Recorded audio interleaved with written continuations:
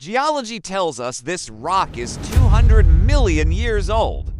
History tells us humanity is a recent blip on that timeline. And logic tells us that giants don't exist, but the rock doesn't lie. And here, in the heart of Africa, etched into solid granite, is a ghost from a lost world. A 4-foot-long footprint left by a creature that logic says never was. This is the first clue in a mystery that could rewrite the story of our world. A story that some people want you to forget. The stories are everywhere if you know how to listen. They are not myths of clumsy monsters. They are memories.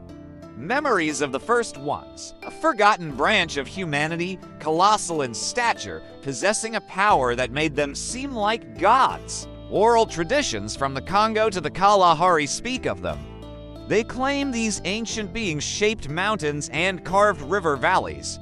And they claim they left their tools behind. Archaeologists call them ceremonial artifacts, objects of worship, too big for any human to use. But the legends offer a more chilling explanation. These weren't for worshiping, they were for working, or perhaps for warring. The question is, who were they fighting? A footprint of stone, tools of impossible weight. They are compelling clues, but they are cold. To prove a race of giants existed, you need a body. You need flesh and bone. For decades, the search was fruitless. Until 1988, a Swiss explorer, Gregor Sperry, followed a rumor into the back alleys of Cairo. He found a man from a dynasty of tomb raiders who, for a price, agreed to show him something that had been a family secret for over a century. What he saw would change everything. A finger, leathery, ancient, and undeniably humanoid. But its size was a biological nightmare. The owner would have stood over 16 feet tall. Sperry even managed to get X-rays. They confirmed a human-like bone structure. The myth had just become flesh and bone. The ultimate proof was found. And this is where the story should end. The history books should have been rewritten. Statues of these titans should stand in our museums. So why have you never heard of this? Because in the world of history, some truths are more acceptable than others. The official narrative is a powerful thing, and it began to fight back. First, the footprint. Geologists came forward, dismissing it as a trick of the light and time. A 1 in a billion chance of erosion. A coincidence. They told us to ignore what our eyes could clearly see. Then, they came for the finger. The story of Sperry and his discovery was attacked. Without the original artifact, which has since vanished, his photos and his testimony were labeled a fabrication, an elaborate, cruel hoax. One by one, every piece of impossible evidence was either explained away as a natural anomaly or discredited as a clever fake. The official story was restored. The giants were safely locked back in the realm of myth.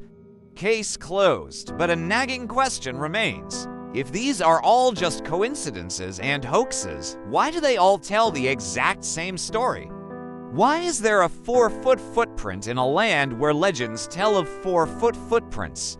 Why do we find giant tools in the same regions where the elders speak of giant toolmakers? Perhaps the physical evidence isn't the real secret. Perhaps the real secret is the story itself.